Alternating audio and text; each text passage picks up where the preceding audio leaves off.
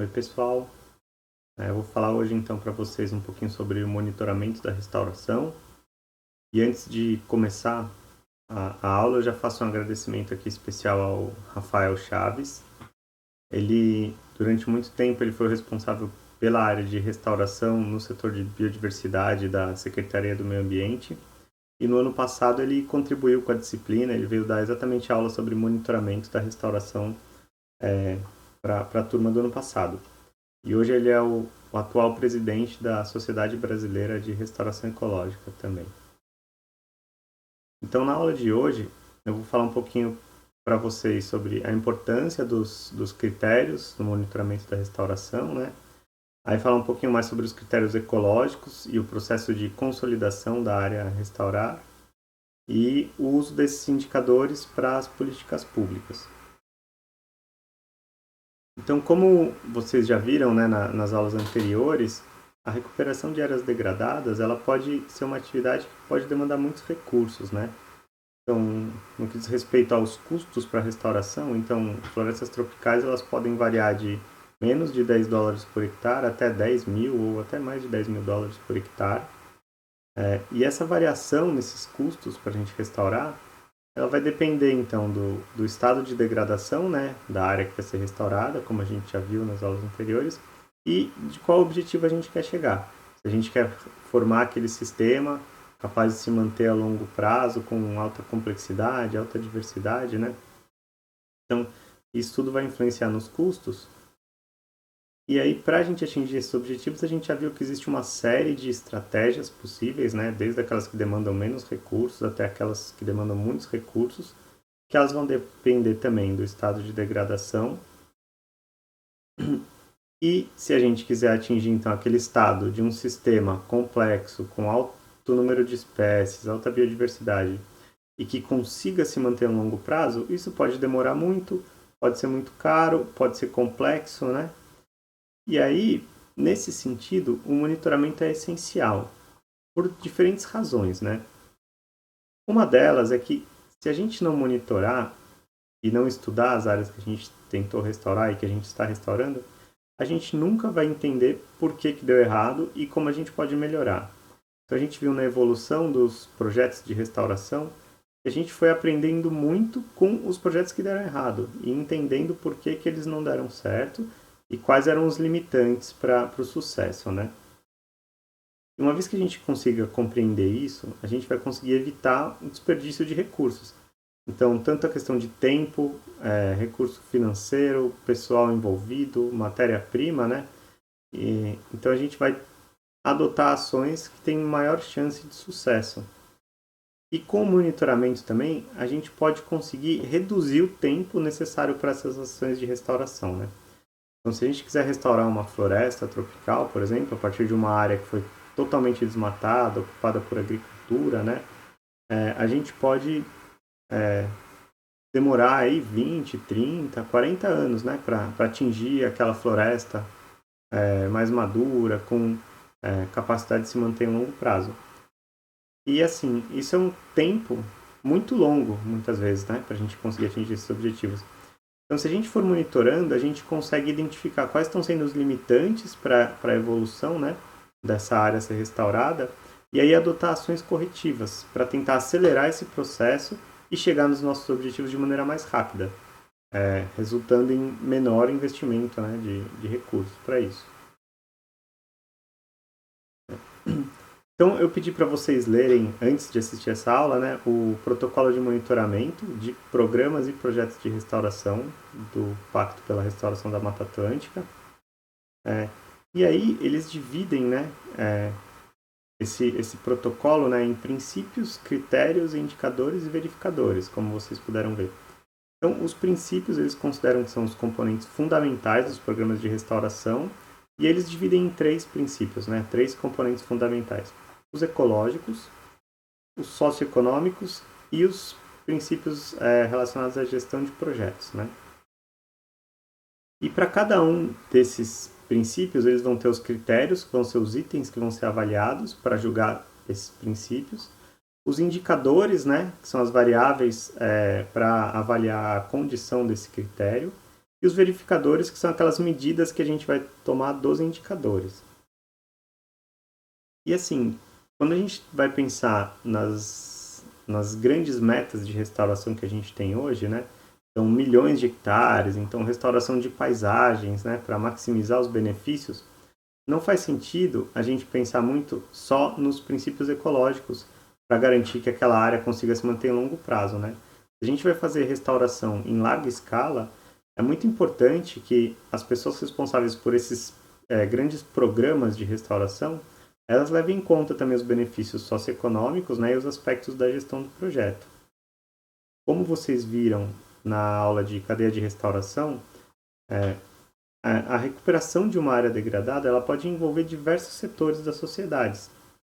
Então é muito importante que esse planejamento da restauração, principalmente em larga escala, tente maximizar os benefícios para diferentes setores, né, e permitam a distribuição de renda, né, maior nas regiões em que esses programas vão ser implementados.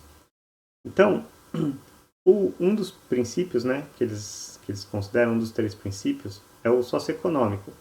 E aí os critérios que vão ser usados para esse princípio estão relacionados à questão do trabalho e da renda gerada, né, com esses programas de restauração e com a implementação dos projetos, né, dentro dos programas. Então eles têm ali o critério de trabalho ou renda, e aí quais são os indicadores? A geração de postos de trabalho, então vai ser medido através do número de postos de trabalho, do tipo de mão de obra que foi criada, né? Então, são postos permanentes, temporários. Aí quanto de recurso foi investido nesses programas.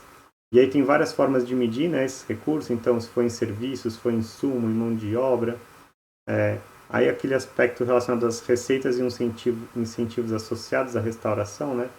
Então, uma vez que esse programa foi implementado, né, e as áreas foram restauradas, as pessoas que tiveram, né, a sua área afetada por essas ações de restauração ou que permitiram isso, elas vão receber alguns benefícios, né? Então, se elas vão contribuir para a melhoria de qualidade de água, vão gerar benefícios adicionais, por que não recompensá-las, né? Por conta desses serviços que estão sendo prestados. Então, pensar em programas que contemplem pagamentos por serviços ambientais, né? E aí, quando a gente tem vários programas, né, propostos para recuperação em larga escala, é mais interessante a gente tentar optar por aqueles programas que possam atingir melhores valores, né, para todos esses indicadores que a gente está considerando importantes. Então, às vezes, 2 programas que demandariam a mesma quantidade de recursos, mas um deles vai ter uma melhor distribuição, né, desses valores na sociedade e vai gerar mais benefícios posteriormente, né, por meio de pagamento de serviços ambientais, talvez ele deva ser priorizado, né, em comparação a outros que teriam menor distribuição de renda, por exemplo. Nos princípios de gestão, eles são importantes também porque uma gestão adequada dos programas e dos projetos de restauração, elas têm maior chance de que essas áreas restauradas tenham maior sucesso, né? Então, assim, como que o planejamento e a documentação desses programas de restauração, né? Então, existem os projetos bem detalhados, foi feito um diagnóstico da área, né? As áreas que vão ser restauradas estão delimitadas já, né? Eles já sabem exatamente aonde vai ser a implementação. Existe o cronograma de execução, né? Cronograma financeiro, o cronograma de implantação das áreas. E como a gente viu, tem, assim, a oferta de recursos vai variar ao longo do tempo, né? Tem as épocas mais adequadas para implementação, então o plantio, se for feito plantio, é mais adequado que ele seja feito no início da estação chuvosa, para garantir que as mudas consigam se desenvolver melhor antes de chegar à estação seca, né? Nas áreas em que existe um período de déficit hídrico. Então, se tudo isso está documentado e está bem detalhado, a chance do projeto não ter problemas ao longo de sua execução é maior, né? Então, não vai faltar dinheiro, não vai faltar matéria-prima, tudo está bem organizado. E também é importante ter os registros da execução. Então, quais espécies foram implantadas, quando foi feito isso, quem implantou, quem foram os fornecedores, para que, caso ocorra algum problema, possa ser rastreado e evitar problemas futuros, né? Então esses aspectos são bem importantes de serem considerados no monitoramento, né, dos programas e dos projetos de restauração. Agora eu vou focar um pouquinho mais nos princípios ecológicos, né? No princípio ecológico, desculpa, e nos seus indicadores, porque eles estão diretamente relacionados àquela ideia de pensar em formar uma comunidade vegetal e com os seus processos, né, responsáveis pela sua manutenção, que possam permanecer ao longo do tempo. Então, eu estou mostrando aqui de novo esse esqueminha da comunidade vegetal, né, e todos os processos que são associados, né, à manutenção dela. Então, precisa ter reprodução, as sementes precisam chegar no solo, formar banco de sementes, banco de plântulas, se desenvolver, virar adulto e fechar esse ciclo, né? Então, isso é essencial para que a área consiga se manter em longo prazo. E aí, quando a gente está pensando em restauração de florestas tropicais, por exemplo, a gente pode pensar que existem algumas fases ao longo do processo de restauração, né? Essa figurinha eu extraí do Instagram do professor Sérgio Gandolfi. Ele criou recentemente esse Instagram Restaurando Florestas, né? Então, se vocês procurarem Sergius.Gandolfi lá no Instagram, vocês vão achar. E aí, minha sugestão é que vocês visitem, né, essas postagens dele e sigam. Ele está até numerando, ele coloca postagem 1, postagem 2. É recente, eu não lembro agora em qual número tá, mas é legal vocês seguirem da postagem 1 em diante, porque ele está postando informações a respeito da restauração ecológica, na restauração de florestas, em uma ordem bem interessante de acompanhar, bem fácil, e vai aumentando a complexidade, né, das informações, assim. Então, acho que vale a pena seguir. E aí, essa figurinha eu tirei lá do Instagram dele, e que mostra, assim, algumas fases importantes, né? Então, se a gente tem uma área florestal degradada, que não tem nenhuma cobertura arbórea, seria o lado esquerdo dessa figura,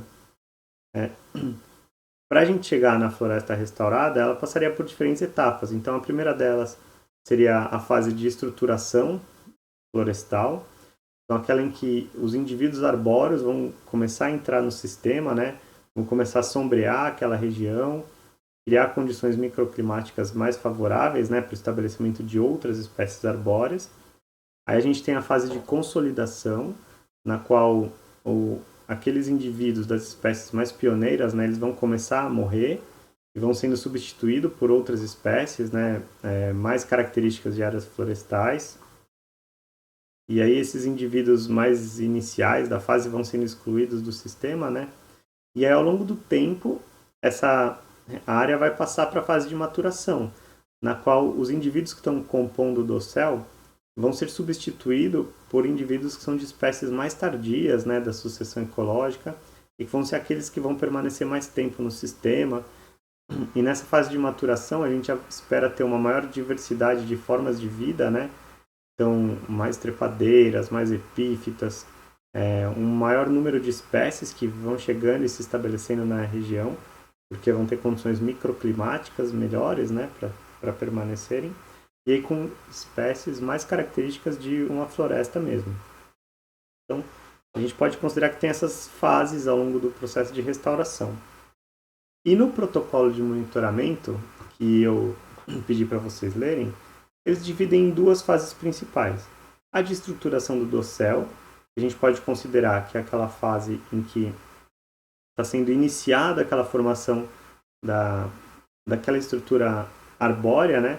A gente pode considerar que é mais a fase de estruturação desse exemplo do professor Sérgio Gandolfi, né? Nessa fase 1 em que os indivíduos arbóreos vão começar a se estabelecer, e aí depois a gente tem a fase 2, né? Que é a fase de trajetória ecológica, que seria essa fase de consolidação e posteriormente da maturação da área a ser restaurada, né? E aí, na fase 1, que é essa de estruturação, eles apontam, né, alguns critérios, com alguns indicadores e alguns verificadores. Então, o critério 1 está relacionado à estrutura da vegetação. Então, assim, qual que é a cobertura daquela área por copas de indivíduos arbóreos, né? Então, assim, quantos por cento da área que a gente está restaurando está coberta já por árvores e quantos por cento dessa área está coberta por espécies herbáceas, né, invasoras ou que ficam super dominantes, né, super abundantes na área. E isso tem a ver com as dificuldades que a gente encontra e que foi percebendo ao longo do tempo, né, na restauração de fisionomias florestais. Então, nas fases iniciais, como o crescimento das plântulas, né, das mudas, muitas vezes implantadas, ele não é muito rápido, se a gente tem uma grande quantidade de herbáceas que crescem muito rápido, elas podem dominar essa área e acabar excluindo e causando a morte dos indivíduos que a gente está tentando introduzir. Por isso que essa parte de estrutura, nessa fase 1, está bem relacionada com quanto a área está coberta por copas das arbóreas e quanto está coberta por gramíneas.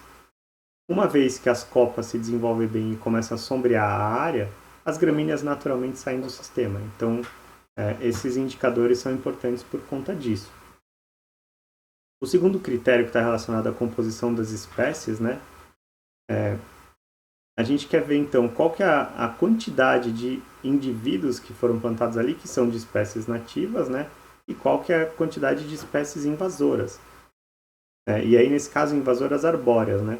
Porque não adianta a gente ter muitos indivíduos arbóreos e uma alta cobertura da área por espécies arbóreas se boa parte delas for invasora, for de pinos, por exemplo. Aí a gente pode não ter as gramíneas, mas a gente não está com espécies nativas, né, ou regionais ocorrendo e dominando a área. Então a gente pode não ter o problema de gramínea, mas vai ter um problema de espécies arbóreas invasoras que não são interessantes na área. Então, por isso que é importante avaliar esses diferentes aspectos. O critério relacionado às características do solo, né? Então, se o solo, como está a fertilidade do solo, como está a compactação, se existe erosão, esses também são fatores importantes e que podem impedir a formação dessa primeira fase, né? O estabelecimento dos indivíduos arbóreos. Então, se a gente não tem nutrientes suficientes no solo, os indivíduos que a gente tenta introduzir lá, eles podem não se desenvolver ou se desenvolver numa fase inicial só enquanto tem aqueles fertilizantes que a gente introduziu. Depois disso, daí em diante, pode não ocorrer mais o desenvolvimento tanto de indivíduos novos chegando à área, quanto dos que já estão introduzidos ali, por uma limitação de fertilizantes. Se o solo é muito compactado, pode limitar o desenvolvimento das raízes e o estabelecimento de novos indivíduos também. Se tem muita erosão, então a gente vai perder nutrientes, vai perder solo, né? Então, são aspectos que também podem limitar o sucesso nessa primeira fase da restauração. E aí os fatores de degradação, como a gente já comentou, né? Se existe degradação, dificilmente a gente vai ter sucesso na restauração, porque a gente vai adotar várias ações e o fator de degradação vai continuar presente ali e vai prejudicar o desenvolvimento dessa área, né? Então, presença de fogo, presença de gado, né, que pode pisotear, de outros animais que podem consumir os indivíduos que estão se estabelecendo ali. Lebres, coelhos, em várias áreas são importantes também. Se existem formigas cortadeiras, então, muitas vezes uma área que a gente acabou de plantar várias mudas, se tem formigas cortadeiras, em 1, 2 noites elas acabam com tudo. E aí a gente perde todas as mudas. Então, isso é um fator bem importante, assim, limitante nessa primeira fase inicial. E aí surgem as dúvidas, né? E quantas vezes eu preciso medir, né? Por quanto tempo eu preciso ficar medindo esses indicadores, né? Avaliando esses indicadores, né? Aí, assim, não existe uma resposta certa para todos os casos, né? A frequência com que eu vou precisar medir e por quanto tempo eu vou precisar medir esses aspectos nessa fase 1 vão depender das condições locais e do desenvolvimento. Então, no capítulo 3 do referencial teórico do Pacto para a Restauração da Mata Atlântica, vocês já leram alguns capítulos desse livro, eles sugerem que nos 3 primeiros meses essa avaliação seja mensal e depois, durante o primeiro ano, ela passa a ser trimestral. Então, seria avaliado o primeiro, o segundo, o terceiro mês, depois o sexto, o nono e o 12º mês. E esses 3 primeiros meses, a avaliação é sugerida para ser feita mais frequentemente, justamente porque é uma fase assim, em que as mudas elas estão mais suscetíveis, né, aos ataques das cortadeiras. Se geralmente a gente implanta essas ações de restauração no início da fase chuvosa, e é justamente na fase chuvosa que as gramíneas crescem mais rápido. Então, se a gente não fizer o controle e o acompanhamento dessa área, as gramíneas podem dominar e a gente acaba perdendo os indivíduos que a gente introduziu ou por semeadura ou por plantio. Então, por isso que nessas fases iniciais é sugerido um monitoramento mais frequente. Uma vez que começa a sombrear, se as plantas estão se desenvolvendo bem, elas já ficam menos suscetíveis a essas condições, a essas perturbações ou essas competidoras, né? E aí a gente pode ir passando esse monitoramento. E aí, uma vez que a gente está monitorando, está vendo que esses fatores não estão sendo limitantes, aí quando as mudas já conseguiram atingir um tamanho um pouco maior, já estamos caminhando da fase 1 para a fase 2, a gente pode ir ampliando esse período de monitoramento, né, espaçando mais. Mas assim, é sempre bom acompanhar para entender como que está evoluindo, porque não adianta a gente falar, a gente chegou em 12 meses, vamos parar de monitorar de uma maneira mais frequente e de manejar essa área mais frequentemente, se nos 12 meses as mudas ainda estão muito pequenas ou as sementes ainda estão as plantas que estão se desenvolvendo a partir das sementes estão muito pequenas, em uma fase inicial de desenvolvimento, a cobertura por copas ainda está baixa, e nessas condições as gramíneas podem voltar rapidamente, no caso de tentar restaurar uma fisionomia florestal. E aí então o monitoramento pode ser necessário, o monitoramento e o manejo mais frequente pode ser necessário por mais tempo, se os indivíduos arbóreos ainda não estiverem bem desenvolvidos. Então não dá para falar sempre vai ser até 12 meses ou sempre vai ser até 6 meses. Precisa ir acompanhando para ir ajustando o manejo e o período de monitoramento também. E aí eu vou mostrar aqui exemplos de áreas que eu visitei ao lado do Parque Guaraciaba, aqui em Santo André. Então, dá pra gente ver assim, eu visitei esses 3 pontinhos vermelhos aí, tá ao lado de um aterro sanitário e do Parque Guaraciaba. A gente consegue ver que tem área urbana próximo e tem vários fragmentos de vegetação nativa ainda próximos da região.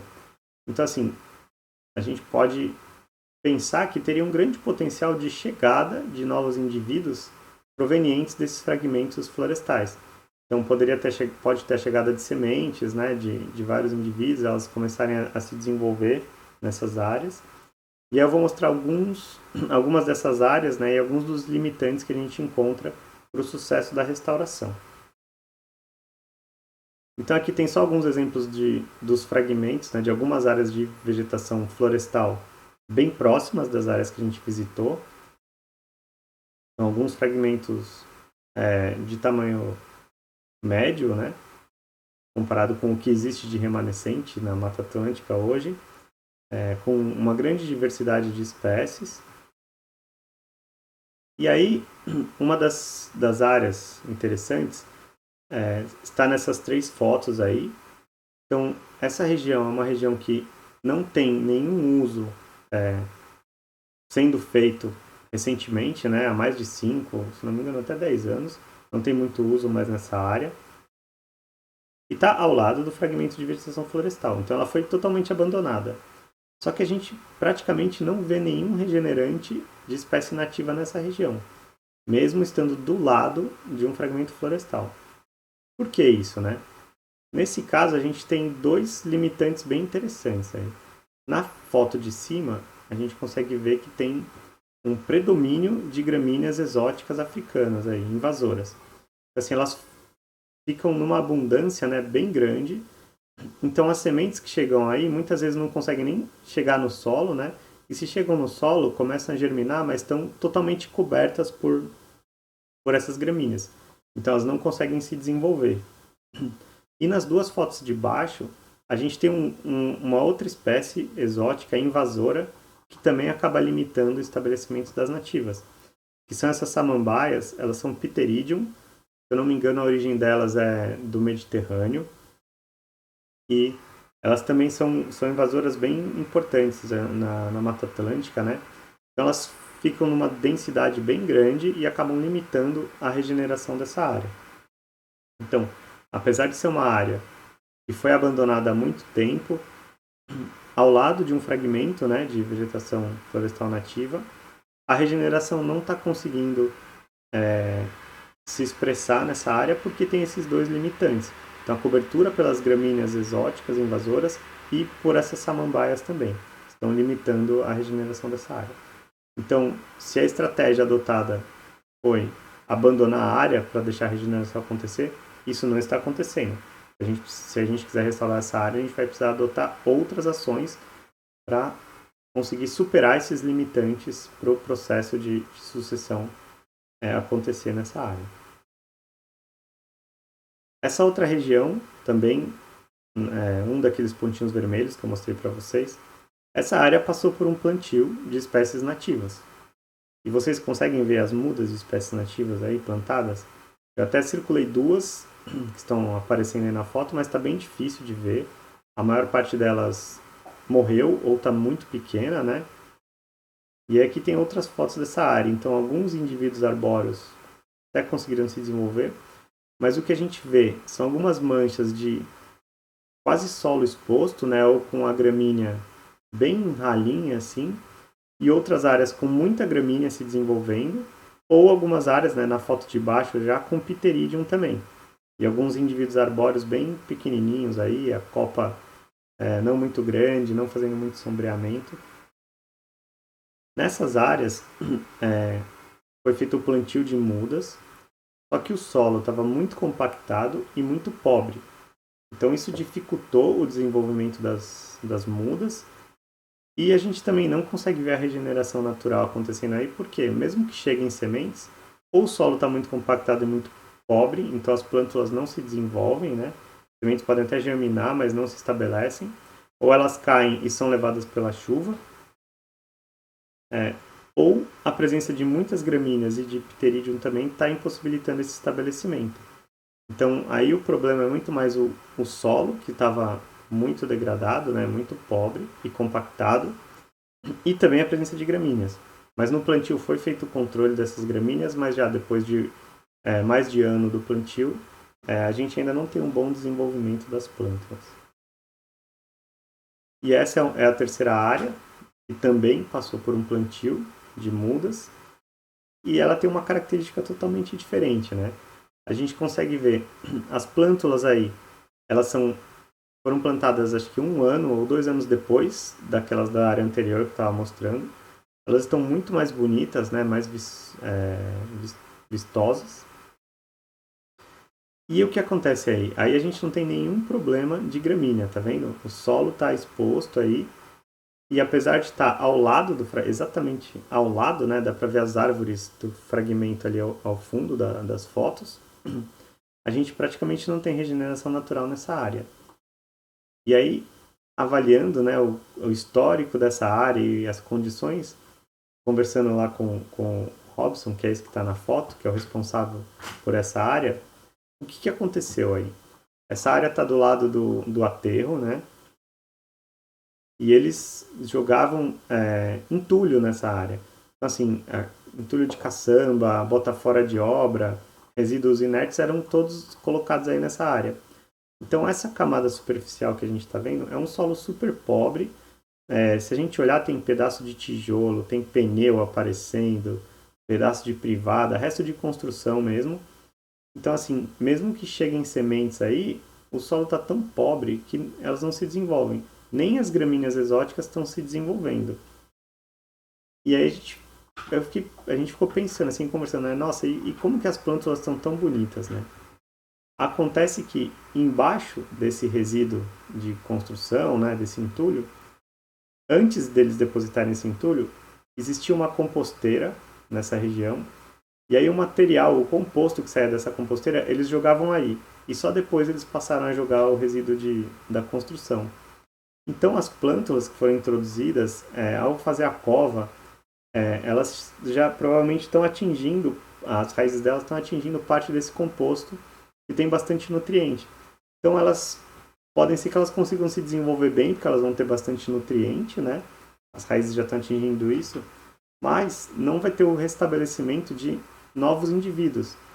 Então, essas plântulas podem até se desenvolver, chegarem na fase adulta, sombrearem, mas quando elas morrerem, provavelmente não vão ter outros indivíduos se desenvolvendo para substituí-las. Porque o solo, esse material, né, não sei nem se eu posso chamar de solo isso, não permite condições adequadas para o estabelecimento de novos indivíduos. Só aqueles que foram plantados, que foi feita a cova funda e que já estão conseguindo atingir a camada que tem mais nutrientes. Então, assim, essa é uma área que, do jeito que está, ela não vai conseguir se manter em longo prazo, né? Então, assim, são 3 condições bem diferentes, todas elas numa área que a gente poderia dizer que tem um potencial de regeneração alto, porque está próxima de fragmentos, mas as condições locais ali do solo não estão permitindo. Ou porque tem uma biomassa de gramíneas invasoras muito grande, né? Ou das samambaias, ou porque o solo estava muito pobre e compactado, ou porque nesse caso nem solo né? É resíduo de construção. Então a gente consegue, através do monitoramento e da observação das condições do local, a gente consegue entender quais são os limitantes e aí pensar em ações para contornar esses limitantes, né?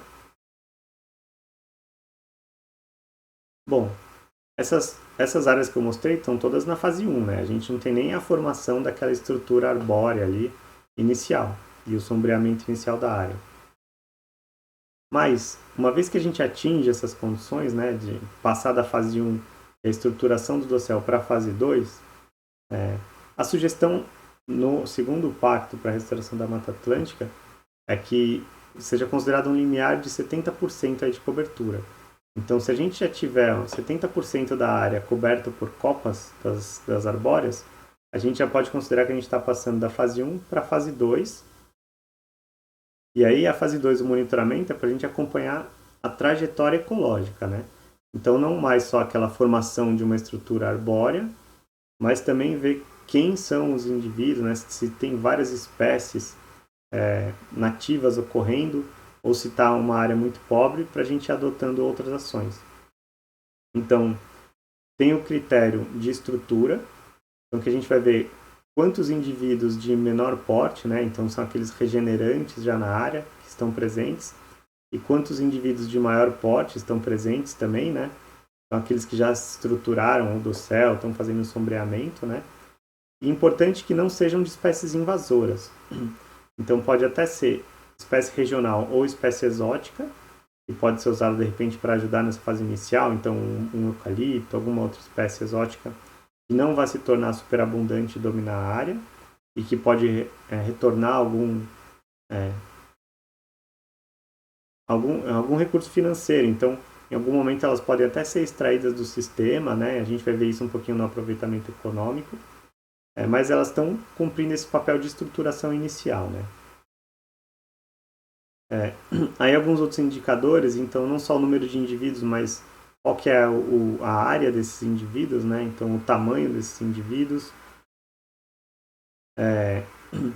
Aí um aspecto mais de composição das espécies, né? Então quantas espécies, né? Não só o número de indivíduos, mas de quantas espécies eles estão se desenvolvendo aí. Porque é importante ter uma riqueza de espécies alta, porque se a gente tem só uma ou poucas espécies, geralmente elas vão morrer com a mesma idade. Lembra que eu dei esse exemplo numa das aulas anteriores? E aí se eles morrem com a mesma idade, a área pode voltar a ficar aberta e voltar para um estado de degradação, né? Então é importante ter uma riqueza grande de indivíduos, e aí de indivíduos regionais mesmo, né? Então nativos e da região, e não mais os exóticos. Se a gente quer aquela floresta com vários processos restabelecidos, alta diversidade, aí a gente já tem que se preocupar com a identidade deles, né? Quem são, e se são regionais mesmo, né? Se são nativos. E quantos potenciais invasores tem ali, se existe algum, se não existe, né? Então isso é importante de ser considerado. Então são aspectos que, através deles, a gente consegue identificar quais são os possíveis problemas, né?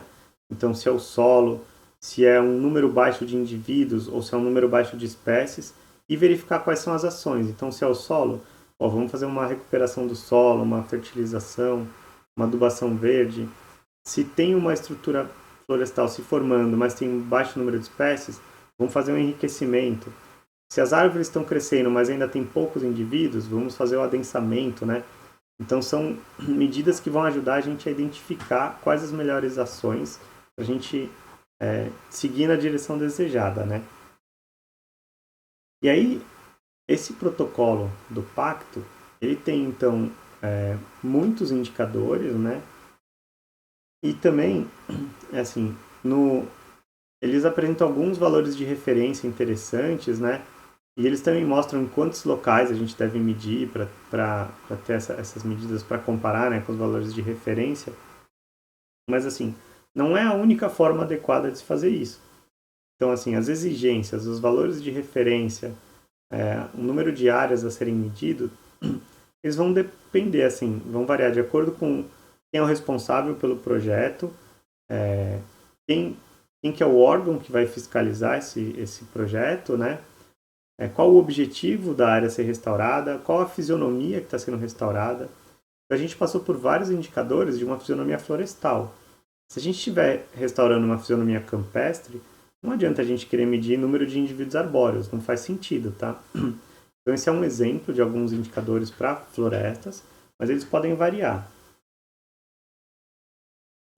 E aí, só um aspecto assim que já surgiu uma dúvida até no fórum, é assim, como que a gente vai medir em campo, né? Quantas parcelas?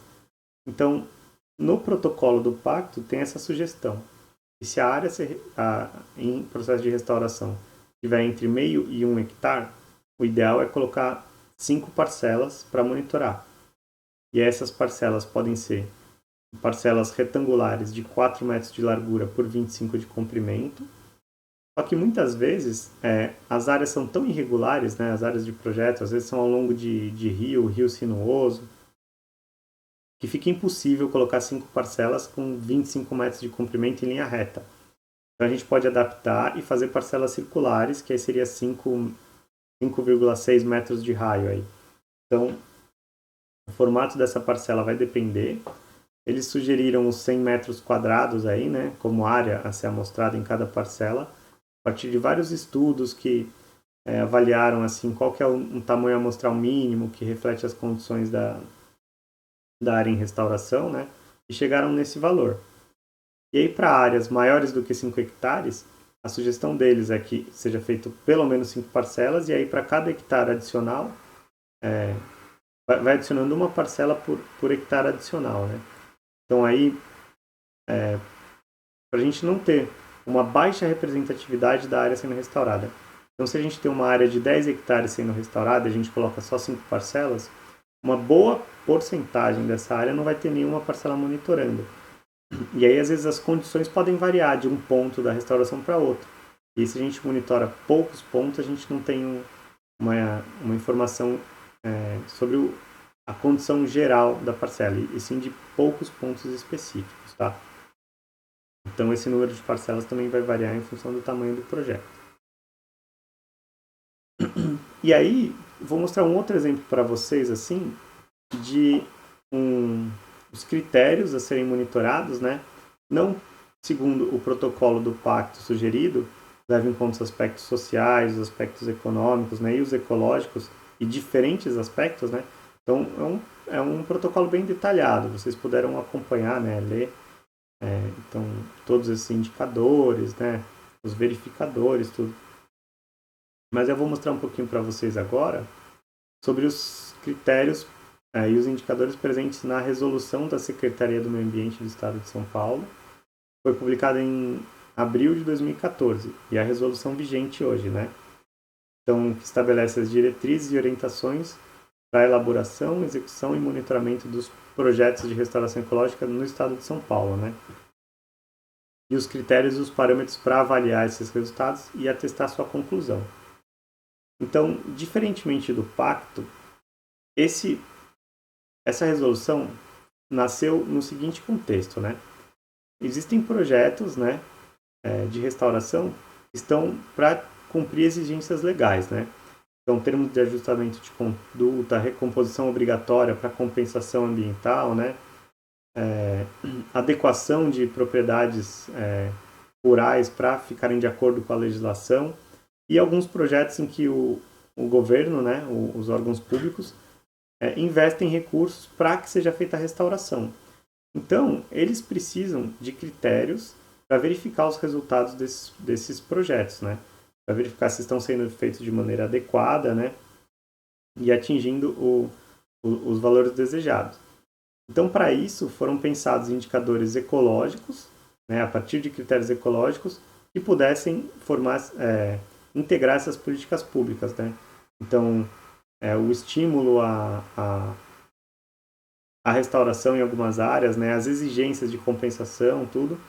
Então, esses indicadores foram pensados para que esses indivíduos ou as empresas que precisam realizar a restauração, eles possam apresentar o argumental e falar, ó, eu cumpri os objetivos de um projeto de restauração ecológica, então eu já posso ser dispensado dessa minha obrigação legal. Eu já atingi o que era necessário, né?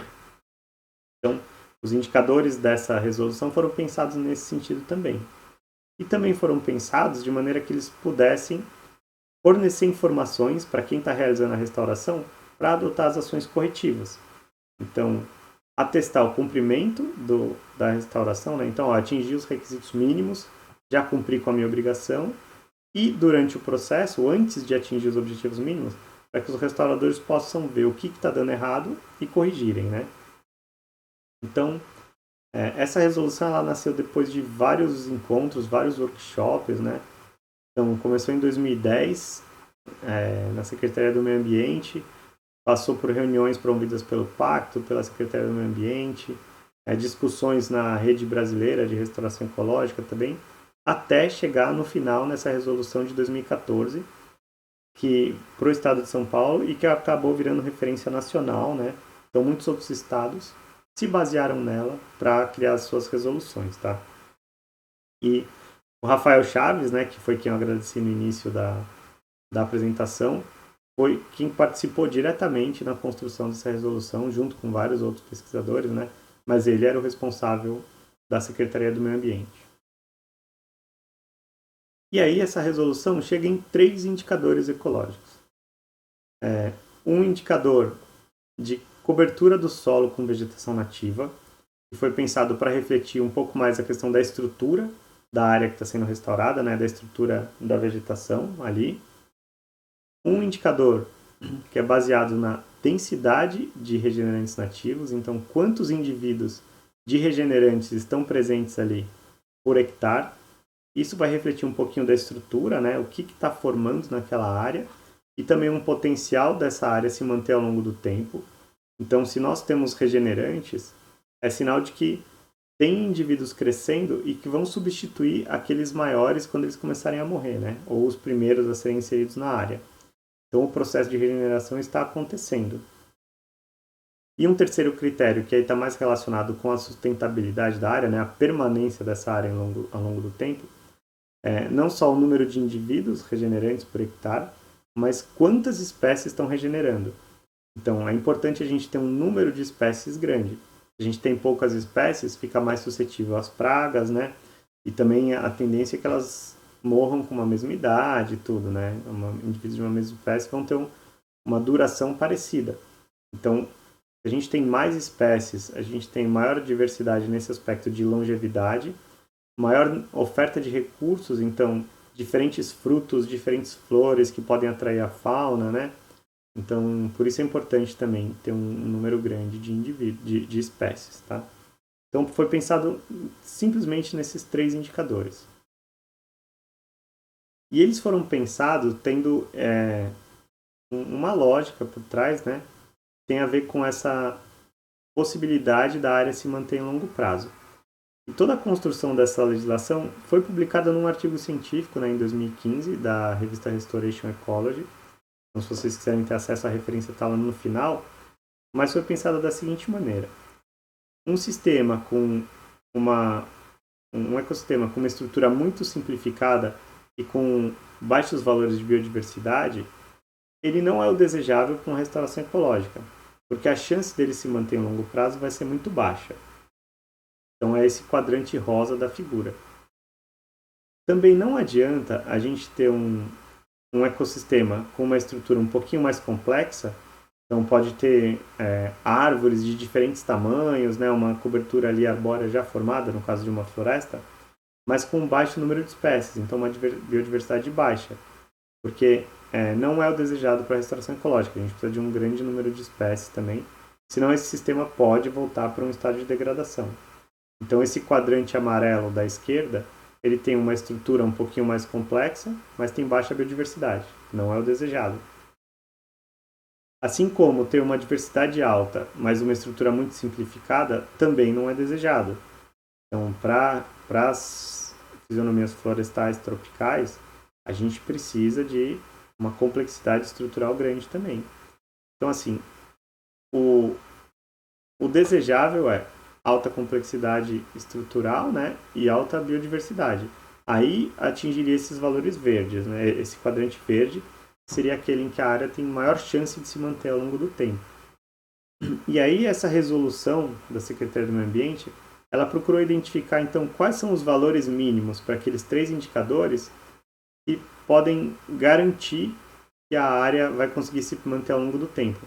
Então, basicamente, a resolução procurou indicadores que delimitassem esse quadrante verdinho aí. Então, qual o valor desejável, né, mínimo para a cobertura do solo com vegetação nativa? E aí, pensando quanto da área está coberto pelas nativas, né? Então, aquela questão de estruturação da área já vai ter sido atingida. Quantos indivíduos por hectare é desejável e quantas espécies nativas é desejável, né? Regenerando na área. Então, esses 3 critérios para atingir esses mínimos desejáveis. E aí, então, essa resolução, ela também divide em função da fisionomia que vai ser restaurada, né?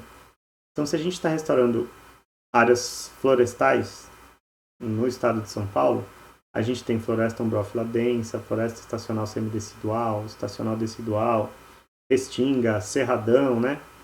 Então, nesses casos, a gente usaria os 3 indicadores. Cobertura do solo pela vegetação nativa, então a cobertura do solo pelas copas das árvores, densidade dos indivíduos regenerantes e o número de espécies regenerantes.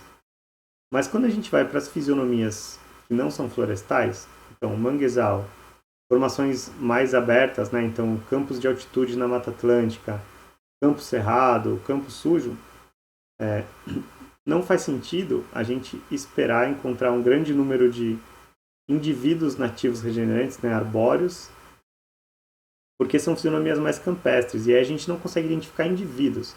A gente tem ali aquelas gramíneas, aquelas herbáceas, né, então não dá para identificar indivíduo no campo. Então, o importante nesses casos, segundo essa resolução, é a gente ter uma alta cobertura do solo por vegetação nativa, né? Não precisa ser floresta, mas por espécies das fisionomias campestres nativas. E aí, para cada uma dessas fisionomias, a gente tem os valores de referência, né? Então, a gente tem um nível desejável, né? Um nível de adequação para uma área que está há 3 anos sendo restaurada, né? Então, por exemplo, cobertura do solo com vegetação nativa para as florestas ombrófilas, estacionais, restingas. Então, ali, a primeira linha da tabela ali, 3 anos. Cobertura do solo com vegetação nativa. Crítico, de 0 a 15% de cobertura. O mínimo que tem que ter, entre 15% e 80%, e o adequado acima de 80%. Com 5 anos, esses valores já vão mudando. Com 5 anos, se eu tiver até 30%, é crítico. A gente tinha que ter valores melhores do que isso. Até 10 anos, 15 anos, 20 anos. Então, sim, já prevê uma evolução ao longo do tempo, né? Esses valores mínimos vão sendo aumentados em função de há quantos anos aquela área está em processo de restauração. E para ter ideia aqui do que é o crítico, o mínimo e o adequado, o crítico é que não foram atingidos os mínimos desejados, né? Para aquele prazo definido. O mínimo então, pode ter uma variação aí, mas qual que é o mínimo que ele tem que atingir naquele período. E o adequado é aquele que, uma vez atingido esse valor adequado, naquele prazo a gente está indo bem. E aí, nesse sentido, a gente tem que atingir esses valores mínimos ou adequados, né, para cada uma dessas fases. E a gente tem o valor utilizado para atestar a recomposição. Então, assim, os projetos de restauração no estado, eles têm que atingir esses valores em 20 anos. Mas se eu fizer uma restauração muito bem feita ou a área conseguir evoluir adequadamente, eu posso atingir esses valores em 5 anos. Então, assim, se eu estou recuperando uma área florestal aí, e em 5 anos eu já atingi mais de 80% de cobertura com vegetação nativa, mais de 3.000 indivíduos regenerando por hectare e mais de 30 espécies de regenerantes presentes por hectare, aí o que acontece? Eu já consigo atestar que a minha recomposição foi bem feita. Então, se eu atingir isso em 5 anos, em 3 anos ou em 10 anos, eu não preciso mais ficar prestando contas para a Secretaria do Meio Ambiente ou para o órgão do Estado sobre essa restauração que eu fiquei responsável por fazer. Se eu atingir esses valores em 5 anos, eu apresento esse relatório e aí eu sou liberado dessa minha obrigação. Então, eu já atingi aqueles requisitos mínimos e, segundo a legislação e segundo os critérios ecológicos por trás, apresentam uma maior chance da área poder se manter ao longo do tempo, tá? Então essa é a ideia desses indicadores da secretaria. E aí se a gente olha para Cerradão ou Ciência Estrito, varia um pouquinho, né? Então o número de indivíduos regenerantes por hectare, o desejado é que seja acima de 2.000. Eu vou voltar no da floresta ali, ó. O desejado é acima de 3.000. A coluna da direita ali da tabela superior é a coluna da direita. Então, o desejado para a composição de florestas é acima de 3.000, para Cerradão é acima de 2.000. O número de espécies nativas regenerantes também é um pouquinho menor. Para Cerradão, aí, o quadradinho inferior direito ali, é 25 espécies de regenerantes. Para a floresta era 30, tá? Então, são valores de referência adequados a esse tipo de fisionomia. E para as fisionomias campestres de manguezal lá, é simplesmente a cobertura por vegetação nativa e o desejável é que seja acima de 80% para atingir os requisitos mínimos, tá? E aí, essa resolução veio também com uma portaria que mostra como monitorar essas áreas. Então, acho que é legal vocês acessarem esse texto. Então, eles também sugerem parcelas de 25 por 4 metros, né? E aí, nessas parcelas, então, vai medir a cobertura do solo. Então, vai ver a projeção das copas, né, sobre o solo, no caso das fisionomias florestais. E aí, das copas nativas, né, de indivíduos nativos. Então, a gente faz o transecto de 25 metros, faz essa linha central do transecto e vê quantos metros dessa linha está coberto por copas de nativas. Então, no caso desse exemplo, a gente tem 14,5 metros coberto por copas de nativas, que são essas tracejadas aí que eu destaquei. A gente tem 6,4 metros coberto por um indivíduo de uma espécie exótica, então ele não entra no cálculo.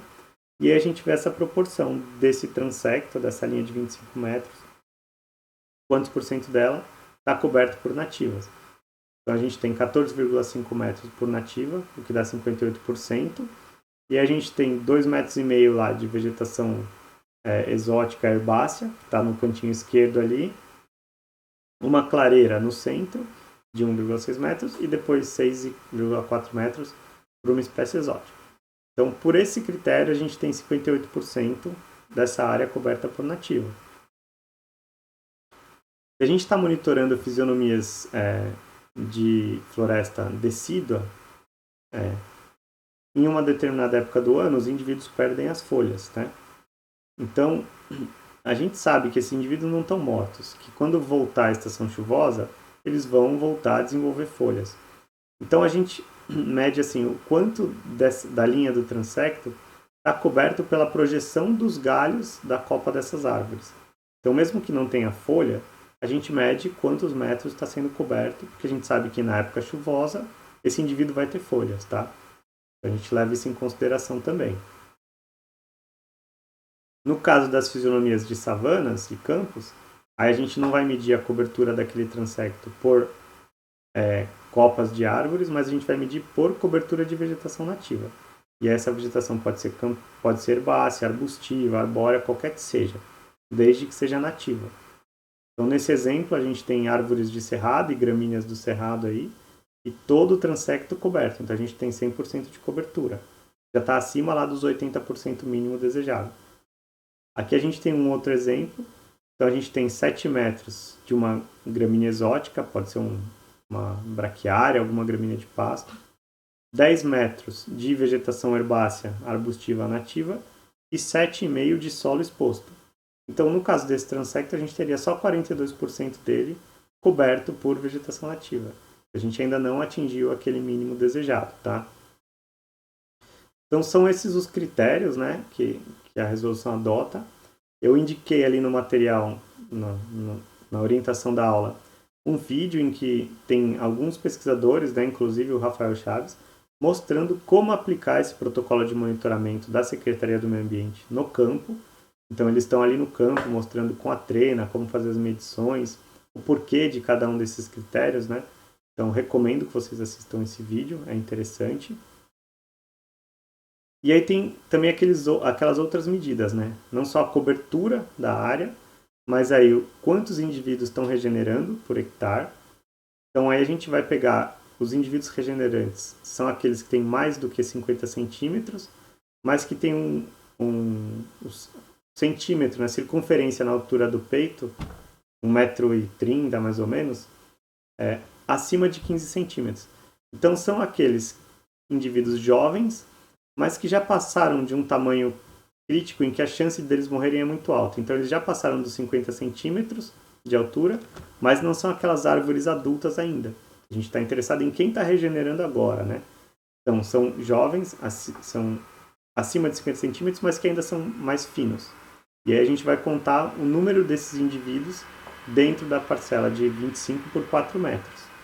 E a gente faz esse cálculo quantos indivíduos por hectare e compara com o valor de referência. E aí, além de contar os indivíduos, a gente conta quantas espécies diferentes são desses indivíduos. Então aí, por exemplo, a gente consegue ver nessa figurinha que indivíduos da espécie A, a gente tem 2, né? Um do lado esquerdo ali e um mais para o lado direito. A gente tem 2 indivíduos da espécie B, tem 3 indivíduos da espécie C, 2 da espécie D, e a gente vai contando quantos indivíduos tem, né? Quantas espécies diferentes estão regenerando nessa área. A gente tem A, B, C, D, E e F, né? Então a gente tem 6 espécies diferentes regenerando nessa área. E aí a gente compara com o número de espécies desejada dos valores de referência ali. Então são 3 medidas que são simples de fazer no campo, né? São rápidas, menos complexas do que o protocolo do pacto, né? E que atendem às exigências da Secretaria. Eles consideram assim que são medidas viáveis de serem aplicadas e que já garantem, assim, atingindo os valores mínimos, garante uma maior chance de sucesso da restauração. Então, para finalizar essa apresentação, a gente viu que o monitoramento da restauração é fundamental para a gente melhorar a eficiência das ações, né? E maximizar os benefícios das nossas ações de restauração, para a gente conseguir acelerar esse processo. Eles devem ser o monitoramento deve ser feito de maneira a fornecer informação sobre como que está evoluindo essa área a ser restaurada, e de maneira que a gente consiga identificar quais são os limitantes, né? Então, assim, o que não está deixando a restauração dar certo, né? É a presença de gramínea invasora? É a ausência de regenerante? E aí, por que isso está assim? Aí vamos ver se é o solo que está limitando, se é a presença de algum distúrbio, né? Então, identificar esses limitantes para que a gente consiga corrigir e adotar ações para melhorar essa trajetória da restauração. E aí, atingindo, né, os valores desejados ou as trajetórias desejadas, a gente tem menos incerteza sobre como que essa área vai evoluir no futuro quando a gente parar de adotar as ações de manejo, né? E aí a gente tem sempre que pensar que esse monitoramento ele deve ser adequado ao objetivo da restauração e às fisionomias que estão sendo restauradas, né? Então não adianta a gente querer restaurar floresta numa área de fisionomia campestre e querer monitorar indivíduos arbóreos numa área de fisionomia campestre. Então tudo isso tem que ser adequado às condições da área e aos objetivos da nossa restauração.